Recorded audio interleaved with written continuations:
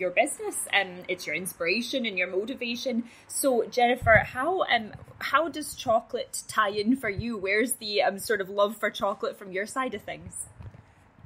So similarly to Jen, I've always loved chocolate. You know, it was a childhood favourite. You know, loved just any kind of chocolate based treat really.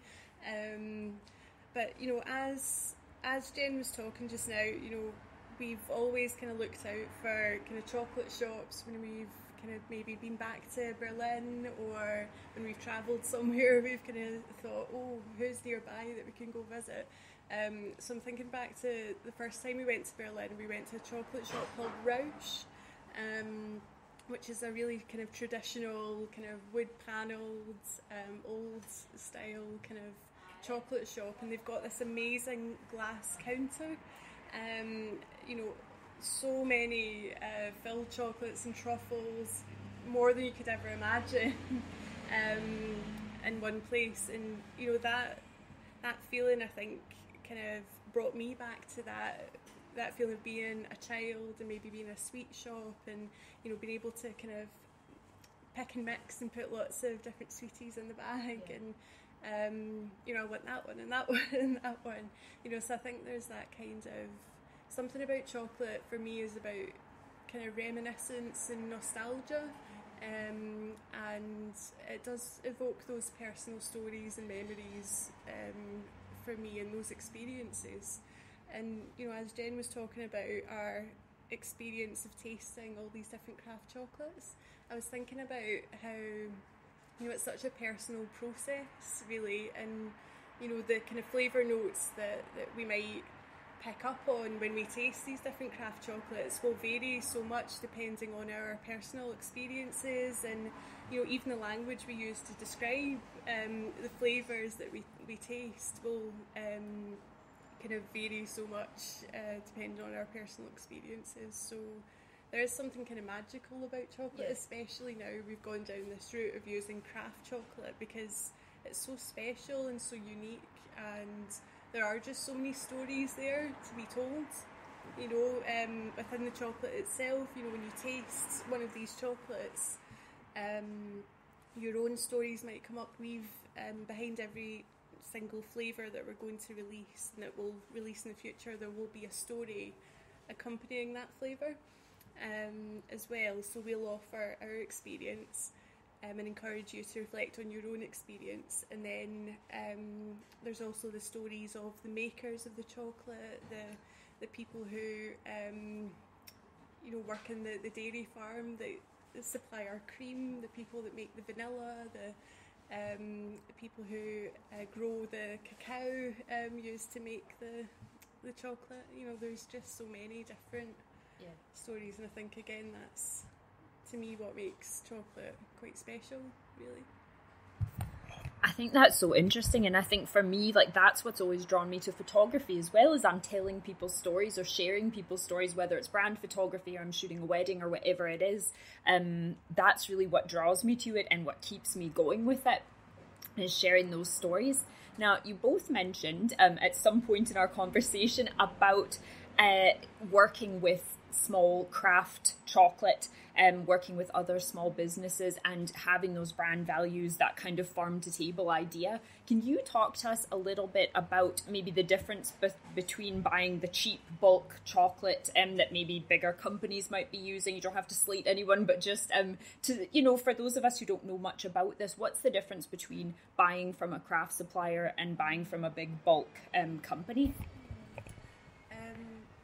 So one of the main differences that we found is that smaller batch companies, so some of the suppliers, or all of the suppliers we work with, really trade directly with cacao farmers and cooperatives, which means that all of the kind of middlemen, really, you know, the people who might then take the cacao from farmers to be processed and then exported and then sorted at a factory and then sent out and shipped to different distributors, you know, all of those people are kind of cut out of the picture, which means that the price paid for the beans, the cocoa beans, reflects all of the skill and the effort, as Jen had said earlier, that goes into growing and harvesting cacao, because it's, you know, it takes a lot. It's a lot of work.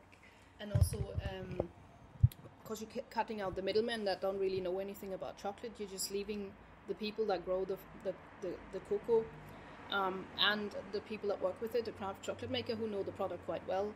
So there's a better direct communication between them, in terms of a lot of cocoa farmers might not know what is the best for the cacao, because before they're used to just growing it for growing sake, and they might not actually know that much about what makes that a good product and why it's eaten all over the world.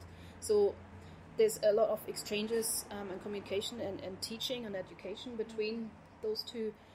So in terms of practices, you know, what makes a better cacao, how can they get better quality, and they learn more about their own products, basically about the cacao product. With the craft chocolate makers, they usually buy single estate beans, so they buy the beans directly, and that means that from a certain farm they have only those cocoa pods, and then they can basically make chocolate from it and can say, on this farm, this is the flavor notes of this farm only. And then if there's like another farm in a different country, or maybe just a couple of acres away, you can see the difference between those two farms. You know, what sometimes even from, wasn't there a tree with a red pod and a yellow pod? It's the same tree, but just those, someone made chocolate from the red pod and from the yellow pod. Solkiki, we tried one from Solkiki, and the difference in the flavors just between those two pods from the same tree. You know, those nuances, and not everyone might getting all into that, but just generally it's a much purer taste and reflection of the actual cocoa farm or fruit. Whereas commercially available chocolate, through all these middlemen, they just harvest the beans from all different types of farms, and it just gets blended, pre-processed, not by those commercial companies, but like still in a different country, and then they only get, most of them get only the nibs. They all come from all over the place, different countries, different estates and stuff. So you have no idea what you're actually tasting in terms of, it still tastes great, it's chocolate, but there's such a difference in tasting, you know, single beans and or comparing different farms with each other. And you know, one of the other things we discovered through this process of learning about craft chocolate is that commercially available chocolate, with that kind of long trade route or that supply chain, because the price that reaches the farmer is then very low, as well as all of the ways that chocolate quality is affected, and you know, those nuances that Jen was talking about, that leads to farmers ending up in this cycle of poverty, you know, which means that they're trying to meet all of the demand for their cacao by growing as much as they can without really having that relationship with the people who make chocolate.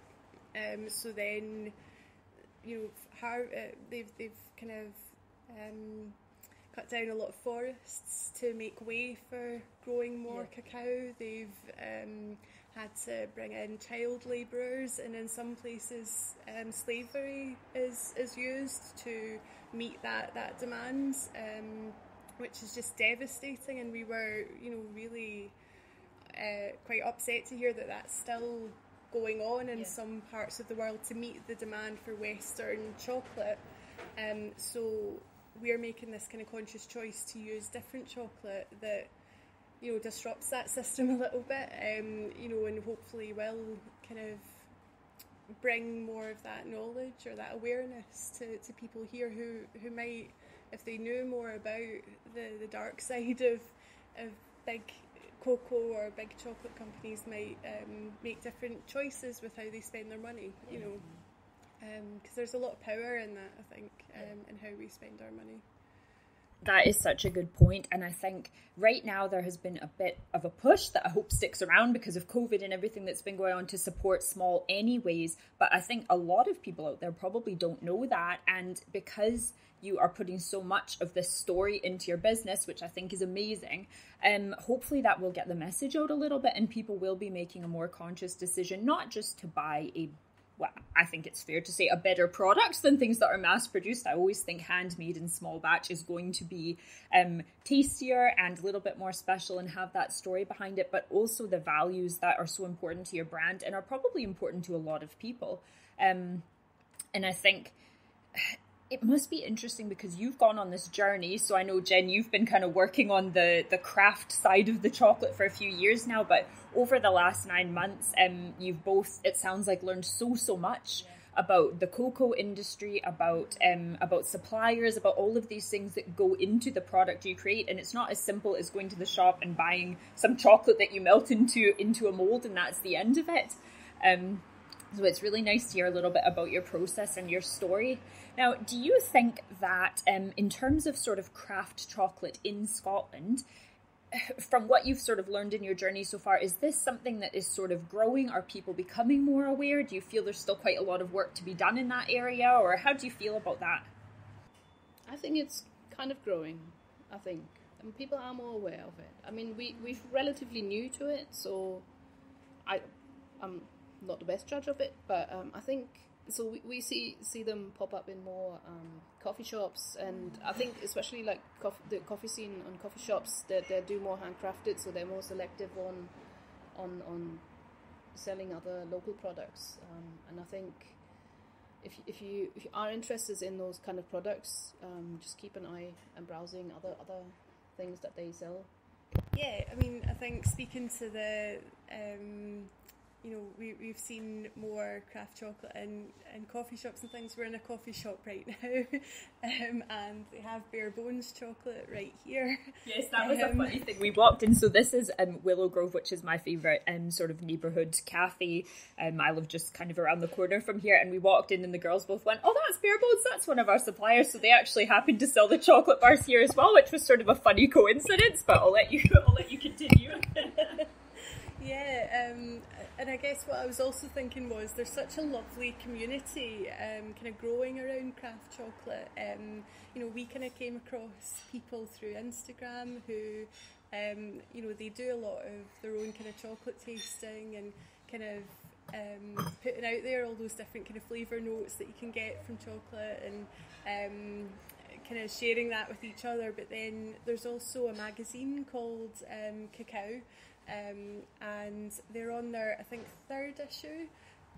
So we've been kind of reading that and also speaking to the people behind that as well, who again have been very approachable and really lovely about including us and kind of valuing what we're trying to do as we set up, which again gives us more confidence in what we're doing, I think.